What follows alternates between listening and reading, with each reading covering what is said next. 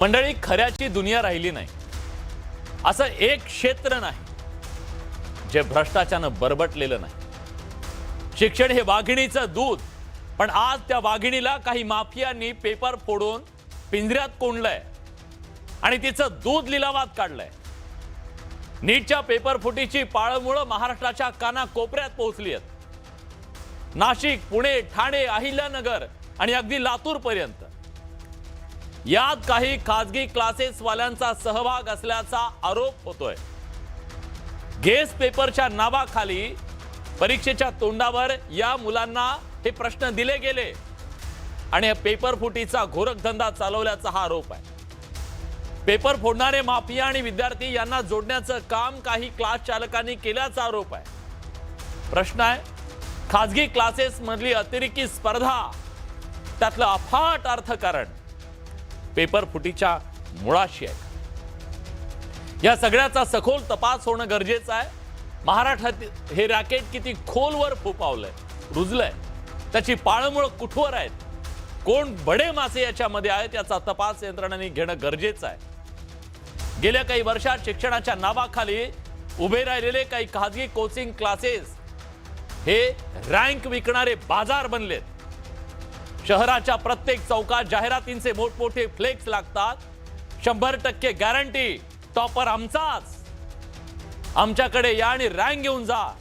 जणू काही शिक्षणाचा सेल लावला यांनी. जो सामान्य माणूस राब राब राबतो, आपल्या मुलांसाठी, पोरां बाळांसाठी स्वप्न पाहतो, जी आई आपलं दागिने सुद्धा गहाण ठेवून आपल्या पोरांना शिक्षण द्यावं असा विचार करते.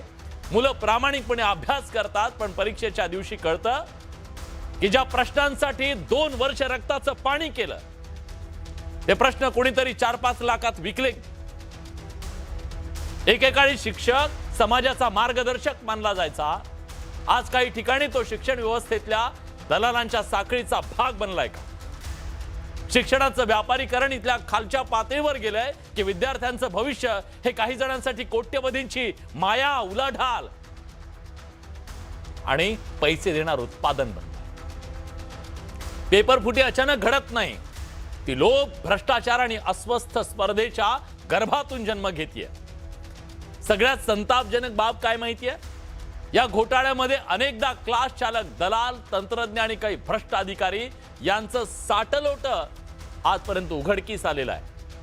म्हणजे विद्यार्थ्यांचा प्रामाणिकपणा शिकवणारी ही मंडळी मागच्या दारानं त्याच लेकरा बाळांच्या हातात प्रश्नपत्रिका विकत देत असेल तर उद्याच्या पिढीला आम्ही काय शिकवतोय, काय देतोय? शिक्षणाच्या नावाखाली सुरू असलेला हा जो काळा बाजार आहे, समाजासाठी लांछनास्पद आहे, लाजिरवाण आहे. डिजिटल तंत्रज्ञानानं तर या गुन्ह्याला अधिक धोकादायक रूप दिलंय. लक्षात घ्या, टेलिग्रामचे ग्रुप, व्हॉट्सअप चॅनलवरून लाखो रुपयात प्रश्नपत्रिकांचे हे बाजार मांडले गेले. तपासातून एक एक गोष्ट समोर येते. सामान्य माणसाला हादरवणारी गोष्ट आहे. काही मिनिटात संपूर्ण परीक्षा प्रणालीचा जो बाजार मांडला जातोय तो अतिशय धोकादायक आहे. या सगळ्याची जबाबदारी असणारं प्रशासन प्रत्येक वेळी कडक कारवाईची टेप वाजवतं. दुसरं काय करताय? त्यामुळे 4-2 एजंट पकडून चालणार नाही. बघा, देशातल्या सगळ्या सामान्य माणसाचा हा उद्रेक काय सांगतोय.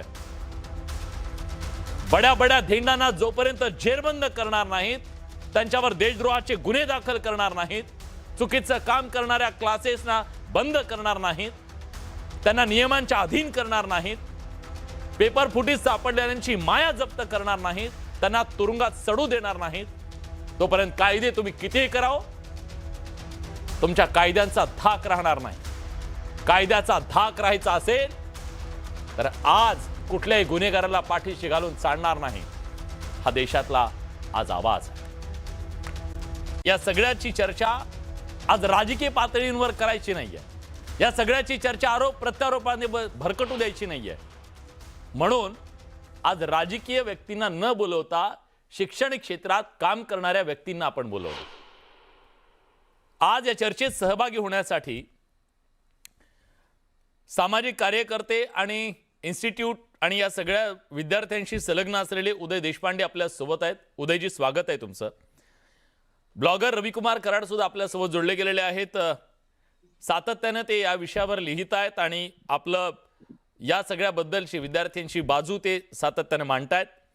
शिक्षण तज्ज्ञ डॉक्टर महेश पाटील सुद्धा या चर्चेत सहभागी झालेत. पाटील साहेब, तुमचं स्वागत. आणि आज या चर्चेमध्ये आपल्यासोबत खास पाहुणे आहेत. महाराष्ट्रातलं अतिशय नावाजलेलं महाविद्यालय, ज्यांनी आजवर हजारो डॉक्टर्स दिलेत या देशाला, राजर्षी शाहू महाविद्यालयाचे प्राचार्य डॉक्टर महादेव गव्हाणे सर या चर्चेमध्ये सहभागी झालेले आहेत. सर, तुमचं मनापासून स्वागत. थँक्यू. सर, मला एक गोष्ट माहिती आहे, चर्चेची सुरुवात मला तुमच्यापासून करायची आहे. गव्हाणे सर, ज्या प्रकारची ही घटना घडलेली आहे, मला माहिती आहे या विद्यार्थ्यांच्या यशासाठी या विद्यार्थ्यांवर तुम्ही 2-2 वर्ष रक्त आटवत असता. मुलंही, तुम्ही सगळे प्राध्यापक लोक सुद्धा खूप मेहनत घेत असता. पण जेव्हा परीक्षा देऊन आलेल्या विद्यार्थ्याला राष्ट्रीय स्तरावरची नीट सारखी परीक्षा पुन्हा द्यावी लागणं, याचा अर्थ काय आहे महाराष्ट्राला सांगा. हे असं का घडतंय सांगा. तुमचं याच्याबद्दलचं ॲनालिसिस मला ऐकायचं आहे. हे किती घातक आणि धोकादायक आहे. थँक्यू विलास.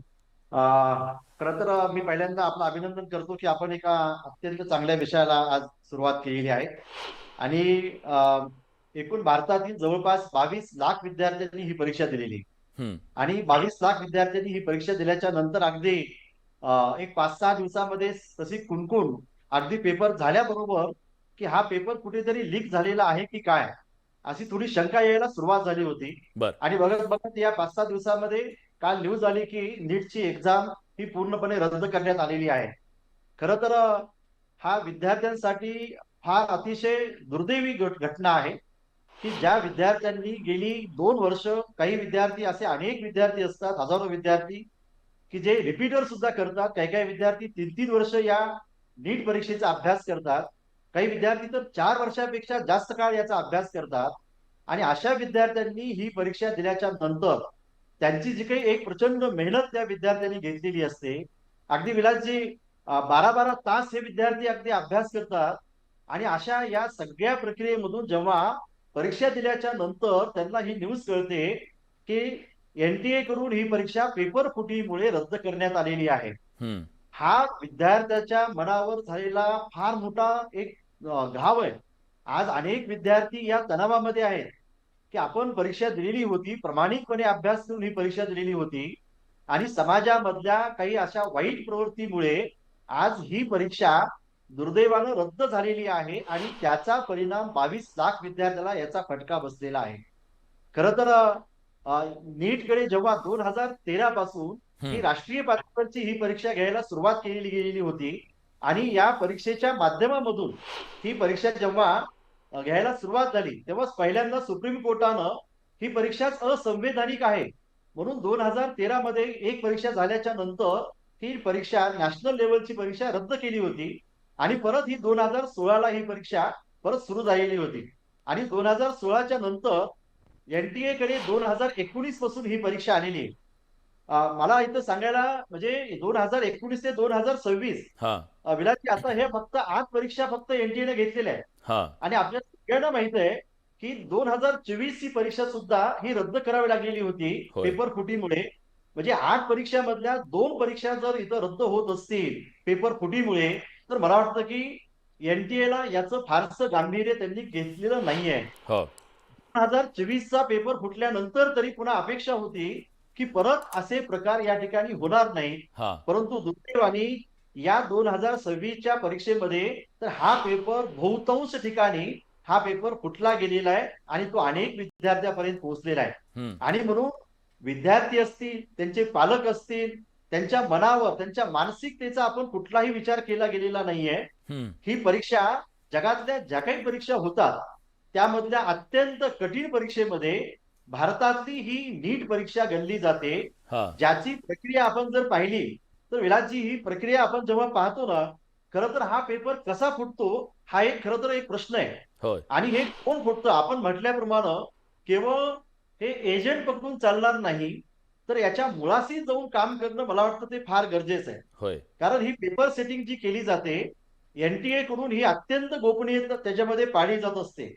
त्याची कधीही सार्वजनिक रूपामध्ये त्याची माहिती कधीही प्रकाशित केली जात नसते.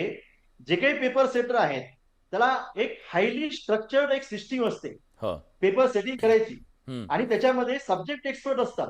आणि हे सब्जेक्ट एक्सपर्ट कोण असतात? हे काही एक दोन नसतात, हा. हे शेकडोनी सब्जेक्ट एक्सपर्ट असतात, ज्याच्यामध्ये केंद्रीय आणि स्टेट युनिव्हर्सिटी मधले सिनियर प्रोफेसर असतात, नामांकित वैद्यकीय महाविद्यालयातील प्रोफेसर याच्यामध्ये असतात, त्यासोबतच हायली एक्सपिरियन्स्ड स्कूल टीचर आणि ज्यांना एनसीईआरटीचा सिलेबस आणि त्याची सखोल अद्ययावत माहिती असणारी टीचर्स असतात, आणि यांच्याकडून हजारो क्वेश्चन्स त्या ठिकाणी तयार करून घेतले जातात. हा. एक ही प्रक्रिया झाल्याच्या नंतर दुसरी प्रक्रिया असते, त्याला आपण मल्टी टायर सिलेक्शन प्रोसेस असं म्हणतो. बहुस्तरीय निवड प्रक्रिया असते, आणि ती प्रश्नपत्रिका एक टप्प्याटप्प्यानं चालत असते. तज्ञांचा एक मोठा गट असतो तिथं, आणि तिथं ते हजारो प्रश्न त्या ठिकाणी तयार करतात. आणि ते तयार केल्याच्या नंतर, हजारो प्रश्न तयार केल्यानंतर परत एक रिव्ह्यू कमिटी असते, आणि त्यामध्ये परत एक छोटासा तज्ञ लोकांचा गट असतो, आणि मग ते क्वेश्चन पेपर जे काही बायोलॉजीचे 90 क्वेश्चन्स, केमिस्ट्रीचे 45 आणि फिजिक्सचे 85 असे 180 क्वेश्चन पेपरचा सेट तयार केला जातो. त्यामध्ये एबीसीडी केलं जातं.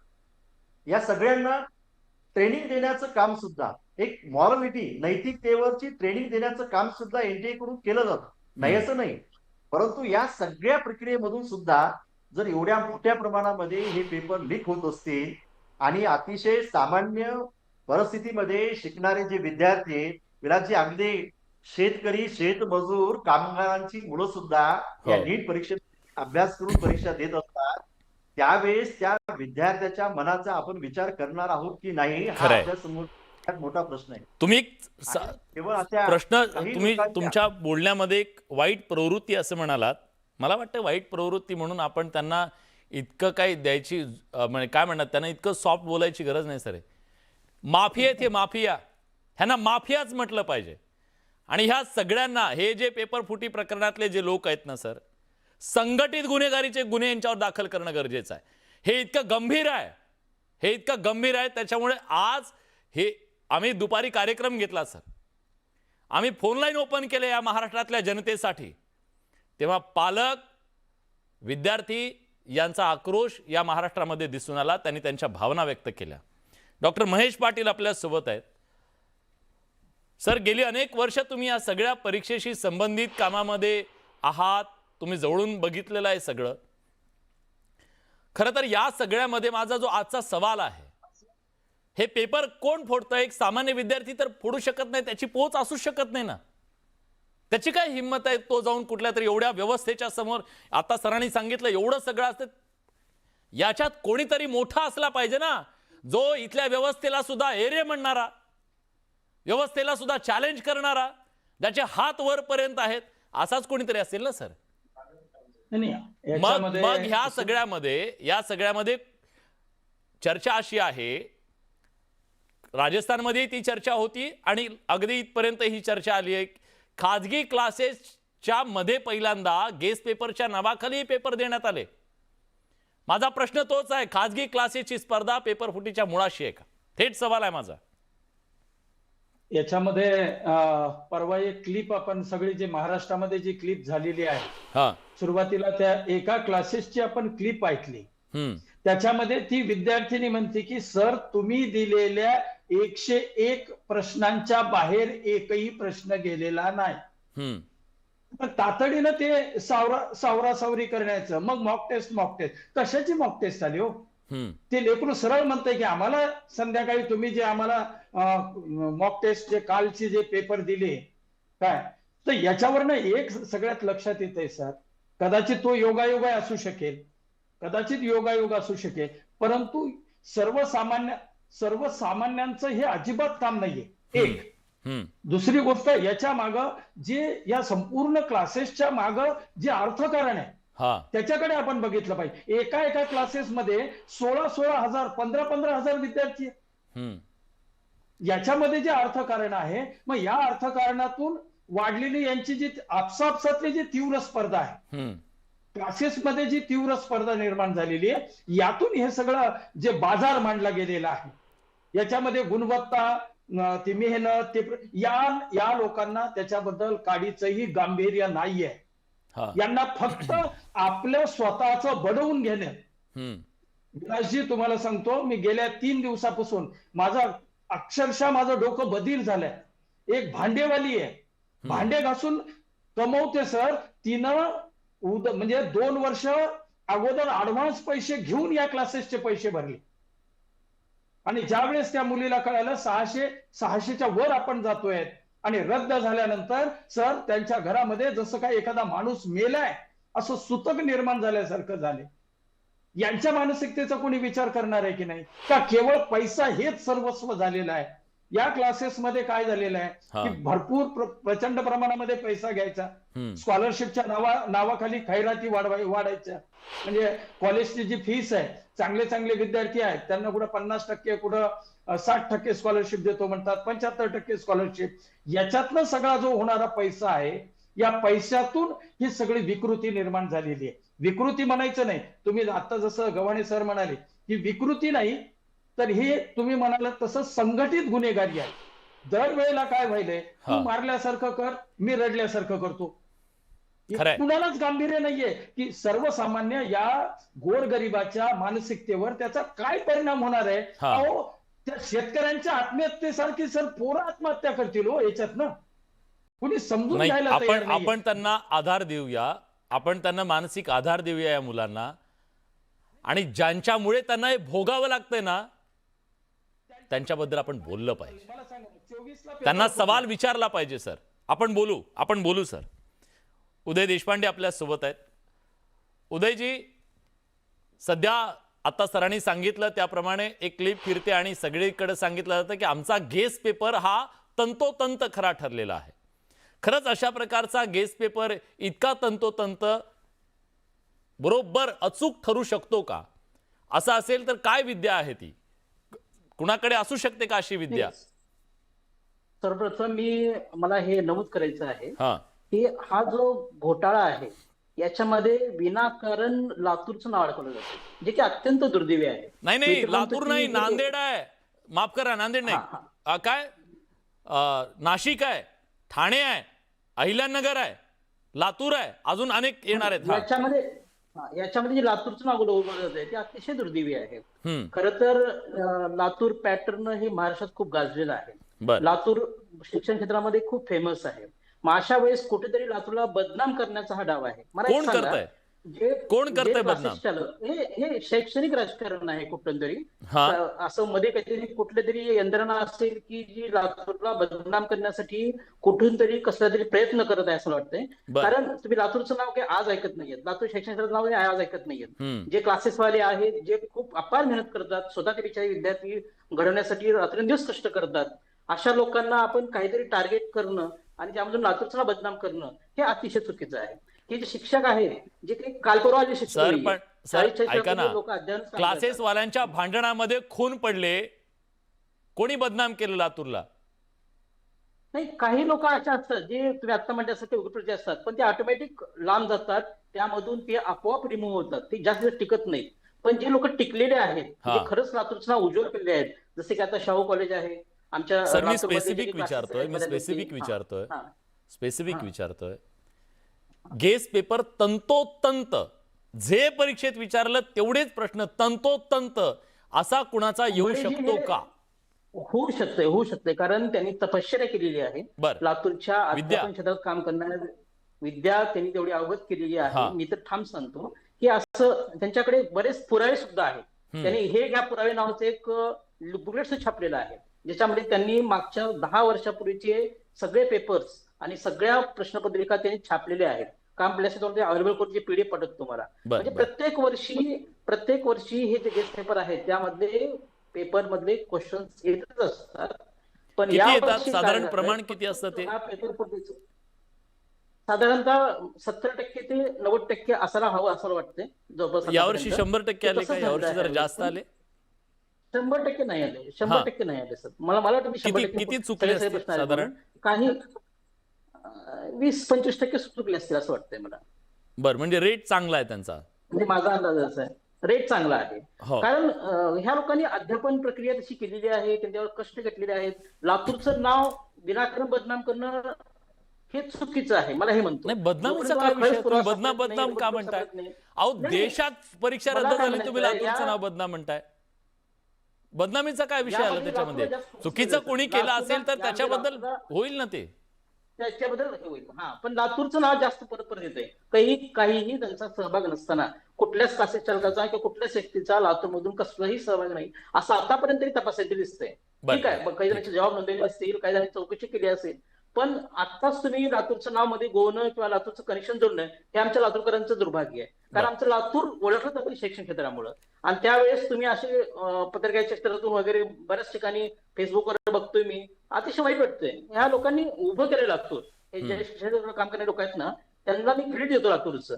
त्यांना तुम्ही विनाकारण फक्त यामध्ये गोवू नका अशी मला एक मनोमन इच्छा वाटते. कारण लातूरचा विश्वास खूप मोठ्या लोकांवर महाराष्ट्रात. बरोबर. लातूरमध्ये पालक येतात, विद्यार्थी येतात, हे काय अपेक्षेने विश्वासाने येतात. उदयजी ऐका, त्याच्यामध्ये कणभरही सहभाग नसेल तर या जगातली कुठलीही ताकद कुणाला गोवू शकत नाही. त्याच्यात जर सत्य असेल तर कोणी वाचू शकत नाही. दोन गोष्टी आहेत, बरोबर. कोणी कुणाला बदनाम करू शकत नाही. लातूर काय असं नाहीये की कोणीतरी काहीतरी करावं लगेच बदनाम व्हावं. लातूर हे बघा, इथं बसलेले आहेत, मला माहिती आहे जाधव सरांपासून अनेक अशी प्राध्यापक होऊन गेलेले, रक्ताचं पाणी केलेले, अनेक पिढ्या तिथं खपलेल्या आहेत. तिथून उभं राहिलेलं लातूर आहे. असं कुणी एका रात्रीत ते बदनाम होत नाही आणि ते बदनामीच्या आड कुणी लपताही कामा नाही. रविकुमार कराड आपल्या सोबत आहेत. आणि असं कोणी सापडलं तर लातूरकडे माफ करणार नाहीत त्यांना. हो, रविकुमार, जर समजा या देशामध्ये असं कुणाला होत असेल की गेस पेपर हाच पेपर येत असेल, तर ही जी सिद्धी प्राप्त होते ती सिद्धी केवळ अभ्यासातून येत असेल की वेगवेगळ्या मार्गाने सुद्धा येऊ शकते?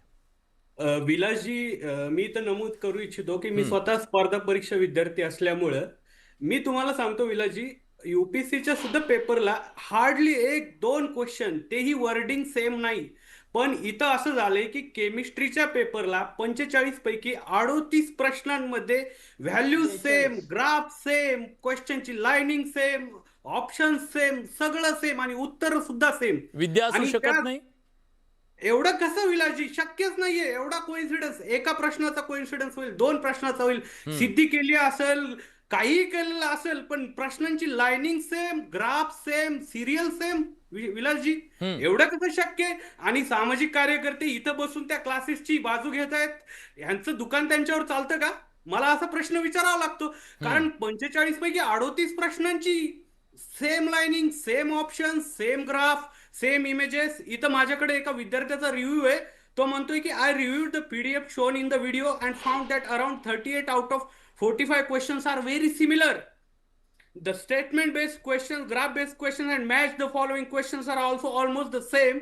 Those are in the NEET paper. The serial of the questions are also the same. म्हणजे विलासजी, काही सेम नाही. मला उदय देशपांडेंनी सांगावं की त्या सिद्धी घेतलेल्या सरांनी पुढच्या वर्षीचाही पेपर मग आजच सांगायला हरकत नाहीये, किंवा आता 10-15 दिवसांनी जो पेपर होईल त्यात 70% त्यांचे क्वेश्चन्स रिपीट होतात का ते बघावं लागेल. उदयजी, तुमचं पोट त्यांच्यावर असल्यासारखं काय बोलताय तुम्ही बाजू घेऊन? आणि लातूरचं नाव कोण बदनाम करते? नाव बदनाम होतं. रवीजी, आपण जे बोलत आहात ना ते अत्यंत चुकीचं आहे. कुणाचाही 1 रुपयाचा काही माझा संबंध नाही कुठल्या गोष्टींचा. माझं शिक्षण तरी वेगळं आहे. लातूरचे प्रतिनिधी म्हणून बोलताय बहुतेक, बरोबर ना सर? हा, मी फक्त लातूरचा प्रतिनिधी बोलतोय. माझा बाकी त्यांचा कशाची टीचरचा प्रतिनिधी म्हणून जास्त बोलल्यासारखं वाटतंय. मी लातूरचा प्रतिनिधी बोलतोय. कुठल्या टीचरची मी बाजू घेत नाहीये. माझा वेळ कमी आहे. रविकुमार, आपल्या सोबत स्वतः राजर्षी शाहू महाविद्यालयाचे प्राचार्य आहेत. मला त्यांना विचारायचं, सर, मी जवळून बघितलेलं आहे, मी पण त्या प्रक्रियेतून गेलो. या राज्यातले अनेक विद्यार्थी त्या सगळ्या प्रक्रियेतून गेले असतील. आपण एक टेस्ट घेतो, म्हणजे एक्झामच्या आधी तुम्ही पण टेस्ट कंडक्ट करता, मुलांकडून सराव परीक्षा घेत असता, गेस पेपर सुद्धा असतात आणि प्रयत्न करतात की सराव व्हावा म्हणून सराव पेपर घेतले जातात. UPSCला असतात, सगळीकडे ते कॉमन आहे. पण असं होतं कधी की तुम्ही, असं कधी झालंय का? आता अनेक वर्ष तुम्ही आहात, तुम्ही दिलेला गेस पेपर परफेक्ट, तुम्हाला विद्या आहे का अशी प्राप्त काही? विलासजी, असं हे मी बोललेलो आहे की याची परीक्षा त्याचं स्टँडर्ड हे फार चांगलं आहे. आणि जे काही क्वेश्चन्स येतात, आता आमच्याकडे परीक्षा जर आपण दर रविवारी आपली एक्झाम असते आणि त्यानंतर सप्टेंबरच्या नंतर मे पर्यंत त्याच्या टेस्ट सिरीज असतात. अशा 100, 150, 180 पेक्षा जास्त परीक्षा आपण घेतो. परंतु नीटचा आपण मागच्या 5 वर्षाचे जरी पेपर आपण पाहिले किंवा रिव्ह्यू केले तर आपल्याला लक्षात येईल की कधीही सेम क्वेश्चन हा रिपीट नाही होत. फक्त कन्सेप्च्युअल जे क्वेश्चन्स असतात बेसिक, त्याच्यामध्ये बदल नाही होणार, पण त्याच्यामध्ये सुद्धा बदल होतो. तो छोटे मोठे बदल होतात. बाकीचे जे काही क्वेश्चन्स असतात, ग्राफ असतील, व्हॅल्यूज असतील, हे टोटल क्वेश्चन्स हे वेगळे असतात. आपण ते प्रत्यक्ष पाहू शकता. आता आम्ही कुठल्या क्लासवर आम्ही टीका करणार नाही किंवा काही नाही. लातूर पॅटर्न हा खरं तर अगदी 1980 पासून जो सुरू झाला तो आज 2026 पर्यंत सुद्धा तो 52 कसी सोनं आहे याच्यावर कुणीही शंका घेण्याचं काही कारण नाही आहे. 24 मध्ये सुद्धा जी घटना घडली त्या घटनेमध्ये सुद्धा लातूर पॅटर्नवर शंका घेतल्या जाऊ लागल्या. परंतु हे परत सिद्ध केलं गेलं त्या परीक्षेच्या नंतर मागच्या वर्षी की मेडिकलला जाणाऱ्या विद्यार्थ्यांची संख्या पहिल्या यादीमध्ये ही लातूर जिल्ह्याची सगळ्यात जास्त होती. त्यामुळं लातूर पॅटर्नवर कुणी शंका घ्यायचं काही काम नाहीये. इथं येणारा प्रत्येक विद्यार्थी हा प्रचंड मेहनत घेऊन शिकणारा आहे. परंतु ऍज इट इज आपण एखादी टेस्ट आम्ही गेस कधीही विद्यार्थ्यांना आम्ही राजर्षी शाहू महाविद्यालय देत नाही. आम्ही वेगवेगळे क्वेश्चन्स टीचर बसून त्याची क्वालिटी पाहून ते सगळे क्वेश्चन्स हे तयार केले जातात. आता हा गेस आला कसा हा त्यातलं आम्हाला काही फारसं माहित नाही. इन्स्टाचा जमाना आहे सर. कसा आहे हे बघा, इन्स्टाचा जमाना आहे. 30 सेकंदाचा व्हिडिओ पाहिला जातो, डिलिव्हरी 10 मिनिटात डिलिव्हरी येते. म्हणजे आता जमाना फास्ट फूडचा आहे ना एकदम. आता अशा परिस्थितीमध्ये कदाचित असा विचार केला असेल, वेळ कमी आहे, रात्रीतून आहे, एक्झॅक्ट तेच प्रश्नांचे सराव करायला देऊया आणि मग त्याच्यातून हे घडलं असू शकतं. याच्यावर तुमचा विश्वास बसतो पाटील सर? नाही. पाटील सर, तुमचा विश्वास बसतो असं होतं? नाही, हे कसं आहे, सुनियोजित, तुम्ही जसं म्हणलात सुनियोजित हा कट आहे, कटच म्हणूयात आता याला. सुनियोजित यांची प्लॅनिंग असते, केव्हा द्यायचं, काय द्यायचं, कसं द्यायचं, हे सगळं ठरलेलं असतं आणि त्यानुसार हा सगळा कार्यक्रम असतो. याच्याऐवजी माझे एक सल्ला असा आहे, माझी एक म्हणजे सजेशन ज्याला आपण म्हणूयात, की हे जे सगळे 2-3 वर्षाचं म्हणजे गव्हाणे सर जसे म्हणाले की 8 वर्षामध्ये जर 3 वर्षामध्ये जर पेपर फुटत असतील तर मला वाटतं कुठंतरी सिस्टीम मध्ये हा दोष आहे. मग सर एक आहे, या युपीएससीचे पेपर फुटल्याचं मी काल पण तो प्रश्न उपस्थित केला होता. युपीएससीचे पेपर फुटल्याचं काही आपल्याला दिसत नाही. दुसरं, जेईचे पेपर सुद्धा आतापर्यंत कधी फुटलेत असं मला ते पण दिसलेलं नाहीये. मी जेव्हा त्या सगळ्याची स्टडी केली, ते काय करतात नेमकं जेणेकरून त्यांचे पेपर फुटत नाहीयेत, तर ते ज्या प्रकारची काळजी घेतात हे पेपर फुटू नयेत याच्यासाठीची, तशाच प्रकारची काळजी इथं घेणं गरजेचं आहे असं वाटतं नीटच्या बद्दल सुद्धा. अगदी बरोबर आहे. याच्यामध्ये जे जेईचे जे पेपर्स होतात त्याच्यामध्ये मेन्स आणि ऍडव्हान्स अशा 2 प्रकारच्या परीक्षा आहेत. ज्याच्यामध्ये मेन्स मध्ये जे क्वालिफाय होतील तेच ऍडव्हान्सला जातात, सगळेच्या सगळे विद्यार्थी जात नाहीत. इकडे नीट मध्ये काय होत आहे की सगळेच्या सगळे जे 22,79,000 जेई मध्ये तेवढे विद्यार्थी नाहीये. म्हणजे त्यांची जी चालणी आपण म्हणतोय ना विद्यार्थ्यांमध्ये, ही जी तीव्र स्पर्धा झाली, नीटचं जे सर्वाधिक नीटचं जे बाजारीकरण झालं ना ते नीटचं झालेलं आहे, जेईचं झालेलं नाहीये. तुम्ही हे लक्षात घ्या पहिल्यांदा. कारण नीट देणाऱ्यांची संख्या ही जवळपास आता जसं बोलले की 22,79,000 आहे. जेई मध्ये एवढी स्पर्धा नाहीये. त्याचं कारण आहे की त्या ठिकाणी एक चालणी लागलेली आहे जेई मेन्सला. जेई मेन्स मध्ये ज्यांच्यात कपॅसिटी आहे, ज्या मुलांमध्ये पूर्ण क्षमता आहे, असेच विद्यार्थी पुढे ऍडव्हान्सला जातात किंवा क्वालिफाय. आणि दुसरं एक महत्वाचं म्हणजे जेई परीक्षा द्यायची असेल किंवा जेई ऍडव्हान्स द्यायची असेल तर त्याला एचएससी बोर्ड जे आहे आपलं राज्य शिक्षण मंडळाचं, त्या बोर्डाचे 75% मार्क्स अनिवार्य आहेत, कंपल्सरी आहेत. हे लक्षात घ्या. बरोबर. म्हणजे सगळीच्या सगळी म्हणजे त्या परीक्षेच्या प्रक्रियेमध्येच बदल करण्यात यावा ही तुमची नाही 3 वर्ष झाले ना, 3 वेळेला या पद्धतीनं कार्यक्रम झालेला आहे. अशा वेळेला कुठंतरी ही परीक्षा पद्धतीमध्ये आमूलाग्र बदल करणं गरजेचं आहे. जसं तुम्हाला JEE ची परीक्षा, तुम्हाला आणखीन एक परीक्षा सांगतो, आणखीन एक महत्वाचा बदल आपण करू शकतो. याच्यामध्ये GRE नावाची परीक्षा असते. इंजिनिअरिंग नंतर अब्रॉड मध्ये ज्यावेळेस मुलं मास्टर्स करायला जातात, GRE, तर GRE मध्ये काय असतं की त्या परीक्षांमध्ये सगळ्यांनी आपले ऑनलाईन स्लॉट बुक करून ठेवायचे ऑनलाईन, आणि हवी तेव्हा ज्या विद्यार्थ्यांचा ज्यावेळेस पूर्णतः अभ्यास होईल, अभ्यास झाल्यानंतर स्लॉट बुक करायचा आणि ऑनलाईन जाऊन परीक्षा द्यायची. ही नाटकच नको, याचा किळस यायला लागलेली आहे. अगदी तुमचा संताप मला कळतोय सर, की हे खरंच सामान्य माणसाला ना किळस यावी अशा प्रकारचं हे सगळं घडतंय. हे घडता कामा नये हो. शिक्षण क्षेत्र तरी या सगळ्या दलालांनी, या सगळ्या माफियांनी सोडायला हवं. मला रविकुमार सांगा, या पेपर फुटीमध्ये क्लास चालक असतील, दलाल असतील, भ्रष्ट अधिकाऱ्यांचं हे जे साटलोट आहे ना, जर हे साटलोट कडून 22 लाख विद्यार्थ्यांच्या आयुष्याची खेळत असतील ना, तर मग यांना संघटित गुन्हेगारी का म्हणू नये आणि मोका का लावू नये यांच्यावरती? मी तर म्हणतो विलासजी, यांच्यावर राष्ट्रीय सुरक्षा कायदा रासुका लावला पाहिजे. कारण आपले पंतप्रधान जे नीट आणि JEE साठी प्रयत्नशील होते आणि त्यांनी दक्षिणेतील राज्यांचा विरोध झुगारून सुप्रीम कोर्टाच्या आदेशाने कायदा पास केला. होय, पेपर लीक वर सुद्धा एक देश एक परीक्षा केलं आपण. हो, आणि सगळं केलं. पंतप्रधान परीक्षा पे चर्चा पण करतात, पण त्यांनी पेपर फुटीवर आणि कायदाही केला. सगळ्यात महत्वाचं म्हणजे पेपर लीकच्या संदर्भातला कायदा सुद्धा केला. हो, आणि तो कायदा असा केलाय की 3 ते 5 वर्षाची जास्तीत जास्त शिक्षा आहे विलासजी. त्यामुळे त्याचा धाक तर यांच्यावर राहणारच नाहीये. त्यामुळे मला वाटतं राष्ट्रीय सुरक्षेशी निगडीत हा प्रश्न आहे म्हणून त्यांच्यावर राष्ट्रीय सुरक्षा कायदा लावा ना, काय हरकत आहे. किंवा जसं UPSC डेप्युटी कलेक्टर किंवा कलेक्टर किंवा SP यांची जबाबदारी निश्चित करतं जिल्ह्याची, तसं नीट घेताना करा ना. लातूर सारख्या शहरातून एखादा व्यक्ती राष्ट्रीय पातळीवरच्या परीक्षेचा पेपर फोडतो, याचा अर्थ बघा ना की या परीक्षेची सिस्टीम किती पोखरलेली आहे. त्यामुळे मला वाटतं की यावेळेस जर रासुका लावून दिला तर पंतप्रधान सुद्धा एक कडक संदेश देतील. आणि मला वाटतं हे सगळी जी फालतूगिरी चालली किंवा यांनी जी कॉलेज सिस्टीम संपवून टाकली आपल्या क्लासेसद्वारे, म्हणजे नुसतं ऍडमिशन ठेवायचं कुठेतरी आणि इथे येऊन लातूरला क्लास करायचे. मला सांगा, लातूरच्या कॉलेजेसची कॅपॅसिटी आणि क्लासेसची कॅपॅसिटी याच्यातली तफावत बघा ना विलासजी. लातूर पॅटर्न म्हणजे सगळ्या राज्यातली क्रीम लातूरला येते. आणि राजर्षी शाहू कॉलेजचे विद्यार्थी सुद्धा क्लासेसला जातातच ना सर, आणि तिथं क्लास करून तिथं क्लास कॉलेजमध्ये सुद्धा मी काल तो मुद्दा घेतला होता. कॉलेजमध्ये अटेंडन्स कंपल्सरी का नाहीये? का कॉलेज चालू असताना इकडे क्लासेस सुरू असतात? विद्यार्थी नावाला कागदोपत्री तिथं असतो, सरकार टॅक्स मधून पैसे तिथं कॉलेजमध्ये देतं, त्यांचे पगार तिथं चालतात, विद्यार्थी क्लासेस मध्ये राहतो.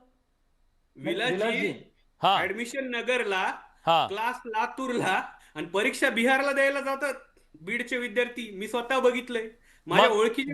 गवाणे सर वेळ कमी आहे, माझ्याकडे वेळ कमी आहे. हे जे पेपर फुटीचं प्रकरण आहे, ह्या सगळ्यातनं आयुष्याची सुरुवात, उद्याचा नागरिक, उद्याचा देश ज्याच्या खांद्यावरती आहे, त्या तरुणाच्या समोर आम्ही हा विश्वास देऊ शकत नाहीये की गुणवत्ता सर्वश्रेष्ठ आहे. आज या सगळ्या प्रकारामुळे गुणवत्तावादी जी व्यवस्था आहे त्या व्यवस्थेवर प्रश्नचिन्ह निर्माण झाले का, आणि ते आपल्याला काढायचं असेल तर काय करायला हवं सर? सर, चला आता आपण जी चर्चा केली, तर याचे जे काही सिस्टीम आहे, ही सिस्टीम थोडंसं आपण बदलली गेली पाहिजे. त्या पद्धतीने आपल्याला पेपर लीक होतो, त्याची एक मल्टीलेअर एक सिक्युरिटी सिस्टीम आपण जर डेव्हलप केली, मला वाटतं की आपल्याला पेपर लीक पासून त्यापासून आपल्याला वाचवता येऊ शकतं. त्यासाठी एक डिजिटल इन्क्रिप्शन जर आपण आणलं, म्हणजे पेपर जो आता छापला जातो आणि तो सगळ्या भारतामध्ये डिस्ट्रीब्यूट केला जातो, त्याच्याऐवजी इन्क्रिप्टेड स्वरूपात जर तो पेपर जर पाठवला मेलवर, आणि त्याला इन्क्रिप्टेड म्हणजे त्याला एक गुप्त कोड असतो, जरी तो ऑनलाईन तरी हॅक केला तरी सुद्धा जोपर्यंत त्याला कोड दिला जात नाही तोपर्यंत तो ओपन होत नाही. आणि म्हणून असा इन्क्रिप्टेड पेपर जर आपण टाकला, मुख्य सर्व्हरला तो पेपर राहील आणि परत तो एक्झाम सेंटरला तो पेपर येईल आणि तिथं एक अर्धा तास अगोदर हा पेपर ओपन होईल आणि सगळ्या विद्यार्थ्यांना तो डिस्ट्रीब्यूट केला जाऊ शकतो. आपण या पद्धतीनं जर केलं तर मला वाटतं की तिथं काही प्रमाणामध्ये आपल्याला आळा घालता येऊ शकतो. आता याच्यामध्ये आदरणीय रवी सर बोलले आता की कडक कायदा ऑलरेडी 24चं प्रकरण झाल्यानंतर एक पब्लिक एक्झामिनेशन ऍक्ट 2024 भारत सरकारनं तो केलेला आहे. हो, त्याचं खऱ्या अर्थानं त्याची एक प्रभावीपणे अंमलबजावणी करणं फार गरजेचं आहे. आणि या पद्धतीनं की एकदा जर लोकांमध्ये मेसेज गेला खरंय. की असा कुणी लीक आणि करत असेल, सर आपला उद्देश तोच आहे. मला माहिती आहे महाराष्ट्रातले सगळे अधिकारी हा कार्यक्रम बघत असतात, व्यवस्थेतले सरकारमधले सगळे महत्त्वाचे लोक हे कार्यक्रम बघत असतात. माझं आपल्याला आवाहन आहे आज या बडे मुद्द्याच्या माध्यमातून, बहुतांश अधिकारी सामान्य कुटुंबातले आहेत. अतिशय खडतर अभ्यास करून तुम्ही आलेले आहात. आज व्यवस्थेचा तुम्ही भाग झालेले आहात. तुम्ही IPS असा, IAS असा किंवा डॉक्टर असा, इंजिनियर काही असा, तुम्ही कष्टाने इथपर्यंत आलेले आहात. तुमची जबाबदारी आहे उद्या या देशाचा नागरिक सुद्धा कष्टानेच तिथं आला पाहिजे. जो खरा आहे ना, जो गुणवत्तावादी आहे तो आला पाहिजे. यासाठी ही व्यवस्था कठोर करणं तुमची जबाबदारी आहे. नाहीतर हा देश तुम्हाला माफ करणार नाही. हा उद्याच्या तरुणाची इथल्या व्यवस्थेवरचा विश्वास उठता कामा नये. व्यवस्थेतल्या सगळ्या प्रामाणिक अधिकाऱ्यांना माझं आवाहन आहे, कुठलेही मोठे हात असू द्या, सगळ्यांपर्यंत तुम्ही पोहोचा, मेसेज द्या एकदा. या देशामध्ये पैशाच्या बळावर कोणी कुणाला विकत घेऊ शकणार नाही. ही व्यवस्था विकत घेऊ शकणार नाही. कितीही पैसेवाला असला तरी त्याच्या पुढे ही व्यवस्था झुकणार नाही. आणि जे जे लूपहोल्स असतील ते मिटवावे लागतील. या तरुणांचा उद्याचा देश तुमच्या हातात आहे आज. त्यामुळे हा विश्वास देणं गरजेचं आहे. 4-2 कुठले तरी हे काय म्हणतात त्याला, ते खालचे एकदम दलाल पकडून असं नाही होणार. कोण आहे मास्टर माइंड ह्याच्यातले पकडणं गरजेचं आहे. आणि ही जबाबदारी आज व्यवस्था आपल्या खांद्यावर घेतलेल्या सगळ्या प्रामाणिक अधिकाऱ्यांवर आहे. तुम्ही सगळे कष्टातून आलात, कष्टाला न्याय द्या. सामान्य विद्यार्थ्याची हीच अपेक्षा तुमच्याकडून आहे. खूप धन्यवाद तुम्हा सगळ्यांचे. आज बडे मुद्द्याच्या चर्चेत तुम्ही आलात त्याबद्दल. आमची भावना काय आहे हे महाराष्ट्राला कळली असेल. आज बडे मुद्द्यातून जेव्हा आपण हा सवाल विचारला होता की क्लासेसमधील अतिरेकी स्पर्धा पेपर फुटीच्या मुळाशी आहे का, बघा प्रेक्षकांचं काय म्हणणं आहे. 95% प्रेक्षक या राज्यातला म्हणतो होय, ही अतिरेकी स्पर्धा जबाबदार आहे. 5% नाही म्हणतात. आशा करूया शिक्षण राहील, त्याचा बाजार मांडला जाणार नाही ह्या अपेक्षेसह बडे मुद्द्याच्या चर्चेत आपण इथेच थांबतोय. पण सवाल विचारणं कायम. धन्यवाद.